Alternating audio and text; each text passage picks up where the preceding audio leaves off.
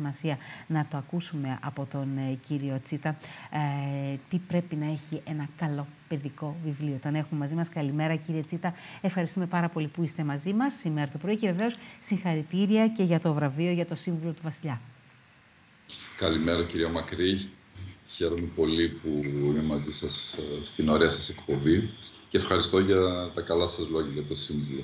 Εννοείται. Ο Σύμβουλος του Βασιλιά είναι Παγκόσμια Μέρα του Βιβλίου σήμερα και τι καλύτερο να μιλήσουμε και μέσα από το Σύμβουλο του Βασιλιά για αυτό το οποίο χρειάζεται να έχει το καλό παιδικό βιβλίο, κύριε Τσίτα. Ναι, σήμερα Παγκόσμια Μέρα του Βιβλίου για παιδιά. Γιορτάζουμε και εμείς οι συγγραφείς παιδικών βιβλίων και τα ίδια τα βιβλία και οι μαθητές, τα παιδιά γενικότερα. Αυτή η μέρα καθιερώθηκε πριν από χρόνια. Είναι η μέρα που γεννήθηκε ο Hans Christian Andersen, ο μεγάλος Δανός παραμυθάς. Και στόχο έχει να δώσει την ευκαιρία, μια αφορμή, γιατί η ανάγνωση πρέπει να γίνεται καθημερινά, έτσι, όχι μόνο σε επετείους και σε γιορτές, αλλά μια παγκόσμια μέρα πάντα είναι αφορμή και να διαδοθεί και άλλη μια φορά το βιβλίο, να γίνει αυτό που λέμε η φιλαναγνωσία. Γι' αυτό και γίνονται σε όλες τις χώρες επισκέψεις συγγραφέων σε σχολεία, εκδηλώσεις, βγαίνει ένα μήνυμα από την Διεθνή Οργάνωση για το Βιβλίο για Παιδιά και Νέους, που μιλάει για το πόσο σημαντικό είναι το διάβασμα και ένα σωρό άλλα. Μια σειρά από ενέργειες είναι πολύ, πολύ χρήσιμες. Μέχρι να συνδεθούμε, κύριε Τσίτα, διαβάσαμε το μήνυμα που στέλνει φέτος η Ιαπωνία, μια που της δώσαμε πέρσι τη σκητάλη η Ελλάδα, και αυτό ακριβώς δείχνει το ότι μπορούμε να ταξιδέψουμε με ένα βιβλίο και τα παιδιά πραγματικά μπορούν να ταξιδέψουν σε διαφορετικούς κόσμους, σε κόσμους που μπορούν να μάθουν να σέβονται περισσότερο. Έτσι δεν είναι? Ο σεβασμός στο διαφορετικό δεν είναι ένα από αυτά τα στοιχεία για ένα καλό παιδικό βιβλίο?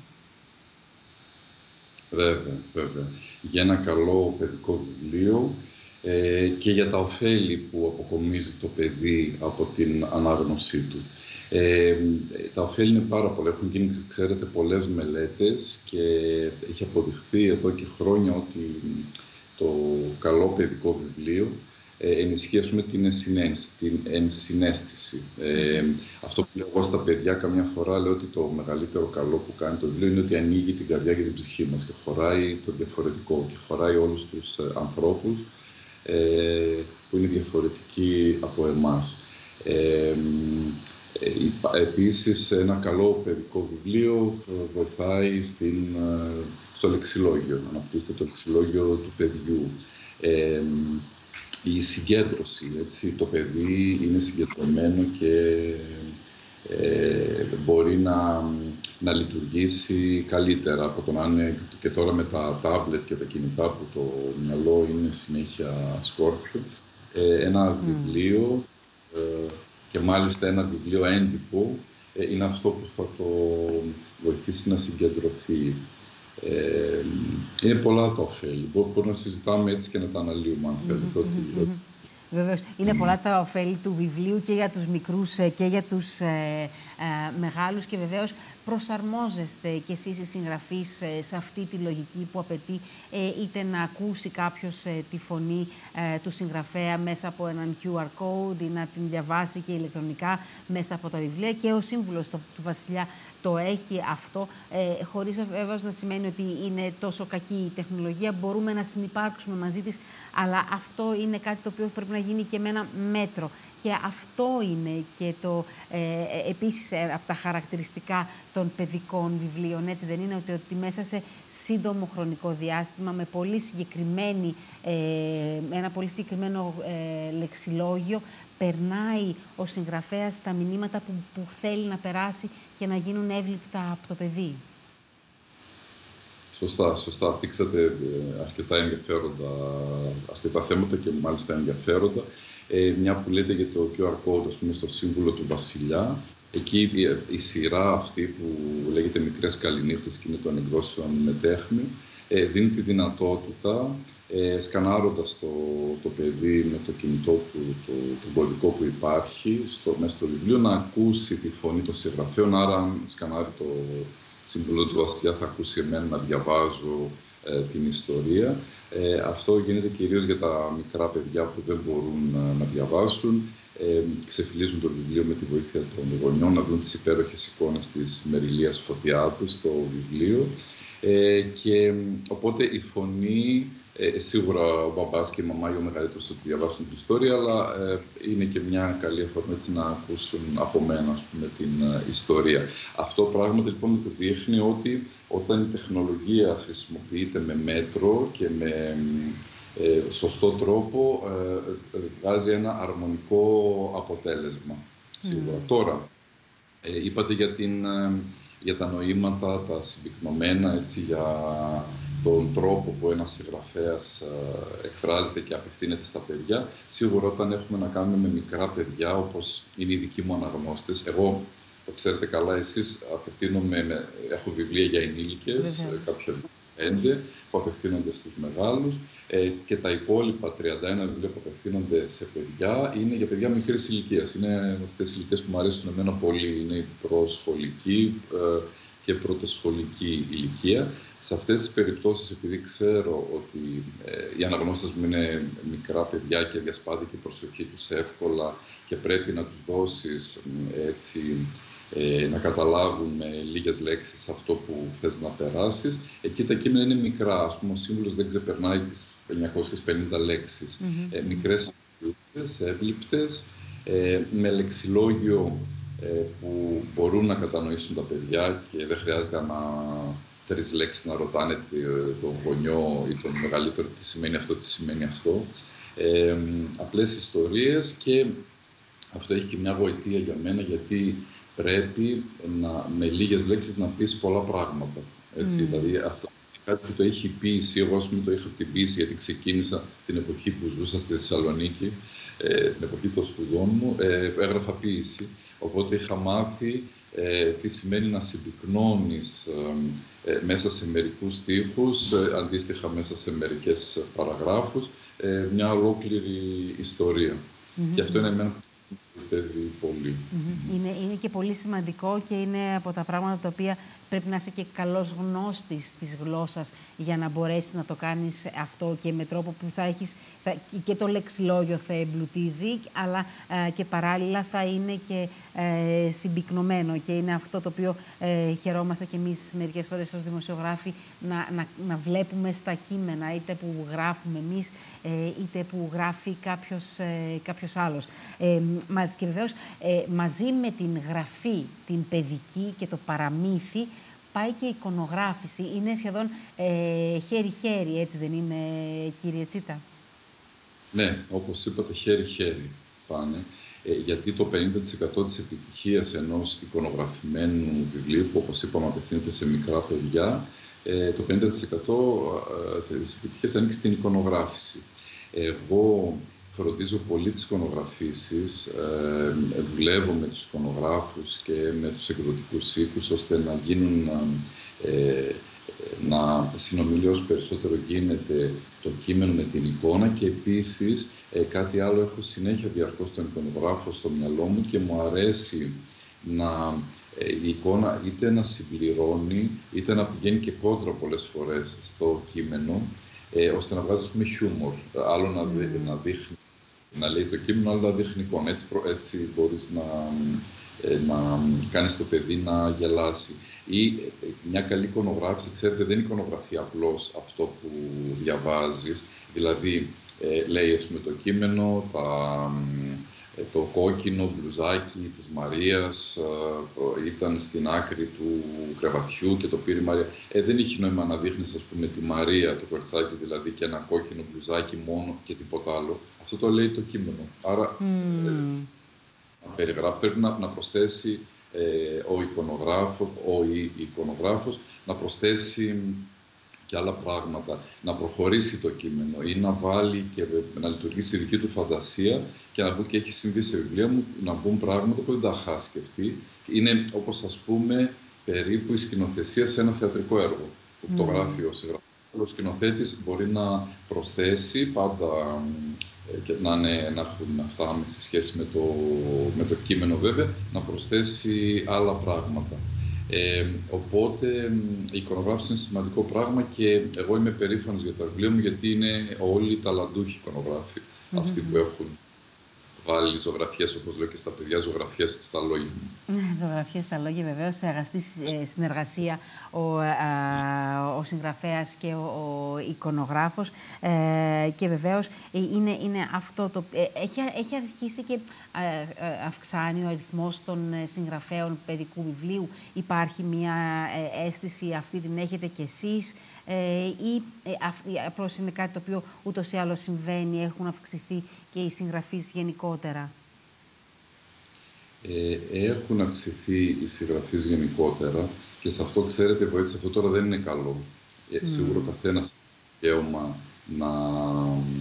να εκφράζεται. Στην Ελλάδα όμως παρά είναι, και πολλές φορές λέγεται, δεν ισχύει, αλλά το λέμε έτσι γελώντας εν είδη αστείου, ότι οι συγγραφείς είναι περισσότεροι από τους αναγνώστες. Γράφει πάρα πολλοί κόσμος και υπάρχει δυνατότητα των αυτοεκδόσεων, που σημαίνει ότι οποιοσδήποτε γράψει κάτι μπορεί, αν πληρώσει και πάει ακόμα και σε ένα τυπογραφείο, να βγάλει ένα βιβλίο, οπότε αυτό χαρακτηρίζεται συγγραφέας. Και αυτό, ξέρετε, γιατί δεν είναι πρόβλημα αυτό καθ' αυτό, είναι ότι ο κόσμος μετά μπερδεύεται και όταν μπει σε ένα βιβλιοπωλείο και αν δεν είναι αυτό που λένε συστηματικός αναγνώστης που εμπιστεύεται τα περιοδικά, τα λογοτεχνικά, ας πούμε, ή τα βιβλιοφιλικά ή τις εφημερίδες, όπου μπορεί μέσα από τις γνώμες των ειδικών κάπως να κατευθυνθεί στην επιλογή του βιβλίου, ή αν μέσα από φίλους που είναι απαιτητικοί, ας πούμε, αναγνώστες, να πάρουν μια γνώμη και να βοηθηθούν πάλι στην επιλογή. Αν μπουν σε ένα βιβλιοπωλείο έτσι, θα δουν χιλιάδες τίτλους και δεν θα ξέρουν ποιο είναι το καλό, και συμβαίνει αυτό, δεν ξέρουν ποιο είναι το καλό και ποιο όχι. Εκεί είναι το πρόβλημα. Αλλιώς ο καθένας μπορεί να εκφράζεται. Κάποτε έλεγε ο Βασίλης ο Βασιλικός, το έλεγε, ήταν εποχή που εξέδιδαν μόνοι τους οι συγγραφείς και πήγαιναν στα τυπογραφεία και έλεγε καλύτερα στον τυπογράφο παρά στον ψυχίατρο. Ενώ ένας που έχει κάτι να πει και το να το βάλει στο χαρτί και το εκτονώνει, αν είναι, ξέρω, το παράπονο, το καημός του ή οτιδήποτε άλλο, και αυτό το εκτονώνει, καλύτερα να γράφει. Όμως υπάρχει μια υπερπροσφορά βιβλίων και το βλέπουμε συνέχεια. Εντάξει, όμως εγώ πιστεύω ότι παρόλα αυτά τα καλά βιβλία ξεχωρίζουν. Ο χρόνος είναι αυτός που αποφασίζει και στο τέλος, ακόμα και αν υπάρχει λίγο μια θολούρα σε μια πρώτη φάση, στο τέλος τα καλά βιβλία είναι που θα μείνουν. Σκεφτείτε έτσι, τι είναι αυτά που διαβάζουμε ακόμα, αυτά που λέμε τους κλασικούς συγγραφείς, που ακόμα είναι τα αγαπημένα μας βιβλία. Το ίδιο συμβαίνει και στα παιδικά. Και στα παιδικά που, όπως είπαμε, προσφέρουν στα παιδιά ένα σωρό πράγματα. Αυτό που ξέχασα να πω είναι ότι από μια μελέτη που είχε γίνει, δεν θυμάμαι ακριβώς πότε, δείχνει ότι η ανάγνωση παιδικών βιβλίων βοηθάει στην ανάπτυξη του εγκεφάλου των παιδιών. Αυτό είναι πολύ, πολύ σημαντικό, μαζί με όλα τα άλλα. Επίσης, σκέφτομαι ότι τα βιβλία προσφέρουν γνώση στα παιδιά. Έτσι, πέρα από το ότι, ας πούμε, για τα ελληνάκια τους μαθαίνουν καλά ελληνικά και μέσα από αυτό θα βοηθηθούν πολύ. Υπάρχουν και έτσι, αυτή η ωφέλεια. Επίσης, και αυτό μου είχε κάνει εντύπωση όταν το πρωτοδιάβασα, αλλά βλέπω ότι ισχύει, λέει ότι η μελέτη λέει ότι η ανάγνωση βοηθάει το συναισθηματικό δέσιμο των παιδιών με τους γονείς. Βεβαίως. σημαντικό. Και αυτό είναι πολύ σημαντικό. Ειδικά ακούγοντας τη φωνή του γονέα να διαβάζει ένα βιβλίο, είναι νομίζω στιγμές που δεν θα τις ξεχάσεις, μπαίνουν βαθιά μέσα και ριζώνουν και θα τις έχεις παρέα μαζί σου για όσο ζεις. Και βεβαίως είναι και η ζεστασιά, έτσι, που αυτή, γιατί το παίρνεις αγκαλιά το παιδί, αναγκαστικά κρατάς μαζί το βιβλίο και όλο αυτό, έτσι δεν είναι? Στο κρεβάτι μαζί με το παιδί, το παίρνεις στην αγκαλιά σου, είναι πολύ τρυφερές στιγμές αυτές. Αρκεί βεβαίως να μην λες διάβασε παιδί μου κάνα βιβλίο και εσύ να είσαι στο τάμπλετ, έτσι, γιατί τότε τα καταστρέφεις όλα, δεν υπάρχει καμία σου. Λοιπόν, σε αυτό έχετε δίκιο. Όταν πηγαίνω σε σχολεία, γιατί σκέφτομαι σχολεία και βλέπω και ρωτάω τα παιδιά, διαβάζουν οι γονείς σας τι γίνεται στο σπίτι, ξέρετε, τα παιδιά που καταλαβαίνεις ακόμα και από τις ερωτήσεις που κάνουν ή από τον τρόπο που στέκονται απέναντί σου και σε ακούν με προσοχή, αυτά που είναι πιο αδιάφορα είναι αυτά που μετά από λίγο λένε δεν διαβάζουν οι γονείς μου. Αντιθέτως, τα παιδιά που οι γονείς τους αν κάποιο παιδί βλέπω να είναι έτσι, να συμμετέχει, να κάνει ωραίες ερωτήσεις και βλέπεις τέλος πάντων υπάρχει ένα άλλο είδους επίπεδο. Όταν ρωτάω τι γίνεται στο σπίτι, όλα μου λένε ότι και ο παπάς και η μαμά διαβάζουν και ότι μου λένε κύριο με λένε, κύριε, εμείς πάμε και στα βιβλιοπωλεία, πάμε συχνά στα βιβλιοπωλεία. Αυτό πόσο το παράδειγμα, τα παιδιά είναι ειδικά όντα, έτσι. Τα παιδιά βλέπουν τους γονείς και ακολουθούν αυτό. Αν λοιπόν το κάνουν οι γονείς, θα βοηθήσουν τα παιδιά τους πολύ και θα είναι μέχρι το τέλος της ζωής τους τα παιδιά αναγνώστες. Αυτό λοιπόν ας το κάνουν οι γονείς και αυτό που είπατε, να τους δώσουν και βιβλία που θα τους αρέσουν. Δηλαδή ανάλογα με τα ενδιαφέροντα των παιδιών. Τους αρέσουν τα υπάρχουν βιβλία για αυτοκίνητα. Τους αρέσει το διάστημα, υπάρχουν βιβλία για το διάστημα. Υπάρχει το κάθε τι. Και από εκεί να ξεκινήσουν. Δηλαδή, μην δώσουν σε ένα παιδί που δεν το ενδιαφέρει ιστορία ένα βιβλίο για την κατοχή ή για το 21, που του αρέσουν. Αυτά θα κάνουν αργότερα. Θα έρθει ο χρόνος τους. Μάλιστα. Κύριε Τσίτα, ευχαριστούμε πάρα πολύ που ήσασταν μαζί μας σήμερα το πρωί. Να ξαναπούμε συγχαρητήρια για τη βράβευση του σύμβουλου του Βασιλιά και βεβαίως πολύ καλή συνέχεια στην ημέρα σας. Σας ευχαριστώ. Καλή συνέχεια και σε εσάς, κύριε Μακρύ. Να είσαστε καλά. Ήταν μαζί μας ο κύριος Μάκης Τσίτας, συγγραφέας. Βραβεύθηκε το βιβλίο του «Ο Σύμβουλος του Βασιλιά», Παγκόσμια Μέρα Παιδικού Βιβλίου σήμερα. Διαβάσαμε το μήνυμα το οποίο μας στέλνουν από την μακρινή Ιαπωνία, αλλά νομίζω ότι μιλάει στις καρδιές όλων μας και βεβαίως